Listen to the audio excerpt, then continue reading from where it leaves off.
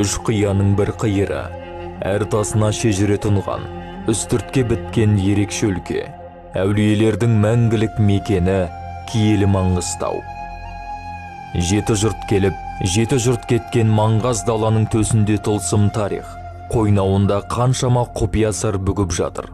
Маңғыстаудағы 360 әулиенің сұлтаны, алталаш пір тұтып, зиярат етіп келген Бекет ата туралы аңызға бергісі шындықтың тамыры, бабаларымыз ұстанған руханияттың ақиқаты.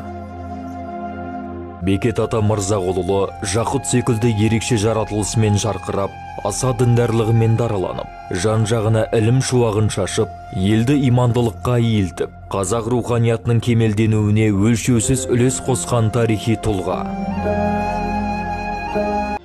Ұрпағының ұраны болған Бекет атаның ерекше жаратылысы мен ереністері күні бүгінге дейін ел жадында.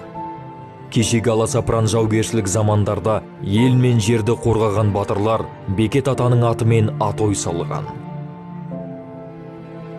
Бекет ата қазақтың рухани әрі тарихи ірі тұлғасы, ақиқаттың сара жолын ұстанған ұлы ғұламалардың мирас қоры. Ел ішіндегі даулы мәселелерді шешудегі даналығы мен ақиқат жолын ту етіп, жақсылықтың жаршысы, әділеттің жоқшысы болуы, қиында шиеленісті жағдайлардан жол тауып, елін сыртқы жаудан қорғаудағы ереністері Бекет атаның тұлғасын қасиет, кие ұғымдары мен асқаудан қорғаудағы ереністері Бекет атаның тұлғасын қасиет, кие ұғымдары мен асқақтатып, ұрпақтан ұрпаққа жеткізді. Бекет атаның әкесі Мырзағұл, анасы Жәния. Мырзағұл адайдың қос құлақ атасынан тараса, Жәния сол кездегі Маңғыстау өңіріне әйгілі Назар Қожаның адай бәйбішесінен туған қызы. Түп нағашысы әйгілі Тама Есет Батыр. Құпия мен сырға толы тылсым табиғат, киелі Маңғыстау топырағының құдіреті оның санасына сіңіп, тамырын тереңге тартты. Тарихтың талайына куә болған, маңғаз далаға тепсініп шыққан әрбір шөбі, шиыршық құмы жастайынан табиғатпен тығыз байланыста болған Бекет атаға сырын айтып, мұңын шағатын. Тіпті меңіреу тасына да тіл бітіп, бала Бекеттің көкірегіне құпияны құйғандай болатын. Белгісіз бір тылсым күш оны оқуға итермелеп, білімге деген ынтасын арттыра түседі. Ел аузындағы әңгімеге сүйенсек, Бекет ата 12 жасында 90-ға келген кәрі нағашысы Есет Батырға сәлем бере барады. Сонда көреген қарт, ақ қараны айыратын ұл боларсың, аламанды қайыратын дүр боларсың, халқыңа шуақ шашып нұр боларсың, 300-ге аты мәшһүр пір боларсың деп ақ батасын берген екен деседі.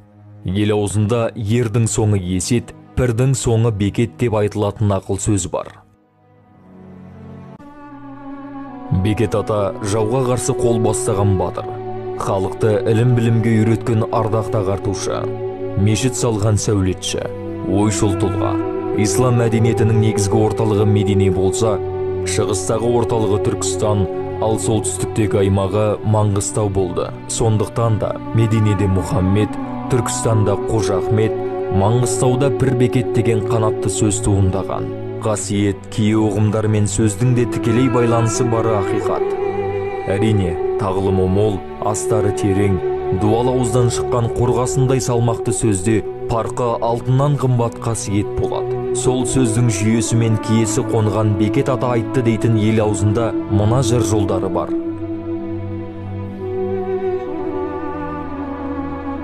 Балшық илеп тас кесіп, мұсылмандар сал мешіт. Талай ұрпақ аусар, сағым қуып, сан көшіп, пақырлар жүрер шаң кешіп, ауқаттылар бал жесіп, жарлы мен байды тербеткен, табиғат деген тал бесік. Тал бесікті ұмытпай, ортадан ойып, сал мешіт. Бекет Мырзағұлұлы. Алайда соңғы кездері осы жерасты мешіті деген ұғымға қатысты түрлі ой айтылып жүр. Кейбір ғалымдар бұл Совет үкіметінің кезінде қалыптасқан қате тіркес дегенді алға тартады. Демек, біздің түсінігіміздегі жерасты мешіті хал іліміне тереңденген сопылық бағыттағы ғұламалардың жаратқанға бір табан жақындау үшін тікелей нәпсімен күрес жүргізетін орын. Міне, нәпсіні тәрбиелеуге қажетті мәліметтердің бастауы мен құпиясы осындай жерлерде болады және сақталады дейді ғалымдар. Қалай дегенмен, Маңғыстаудың үстіртінде тасты кесіп, тауды ойып, мешіт салып, жас ұрпаққа ілім үйреткен, әділет жолын тұтынған Бекет атаның ұлағатты мұрасын, қазақ мәдени рухани тарихындағы еңбегін жоққа шығаруға болмайды. 19 ғасырда Маңғыстау үстіртін зерттеген топограф ғалымдар Эдуард Эверсман, Александр Дюгамель өз жазбаларында жерасты мешіттері туралы мәліметтер береді. 1826 жылғы 14 қаңтар күні шың жағалай шолу жасап жүрген шағын жасақ біз тоқтаған жерден 10 шақырым қашықтықтағы аузын оюлап жасаған үңгір тапты. Оның іші 10 шаршы метрдей, қабырғалары араб, парсы, татар жазуларымен безендірілген. Бұл үңгірді жасатқан Бекет атты пірадар қазақ. Үңгір сол әулие Бекеттің атымен аталады. Мұндай ескерткішті ол 4 жерден қашап орнатқан. Оның бірі Маңғыстаудан онша алыс емес Оғландыда, екіншісі Бейнеуде, үшіншісі Жем өзені бойында, төртіншісі Арал теңізі жағасындағы Баялыда. Оның бірінде ол қыста, екіншісінде күзде, үшіншісінде жазда болады екен. Бұл ғажап тақуа адам осыдан 12 жыл бұрын өмірден озыпты.